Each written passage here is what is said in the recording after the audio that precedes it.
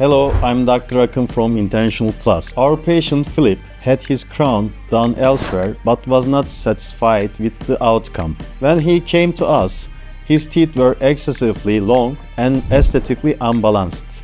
We first removed the existing crown and on the same day placed digitally designed temporary teeth. We then redesigned his smile with correct dental proportions, shorter, more natural and with added transparency for a realistic appearance. We also made his proper bite alignment to ensure a healthy and stable function. Within 1 week of his stay in Istanbul, we complete his zirconium crowns and finish his treatment. We were pleased to send him back home with a functional, natural and confident smile.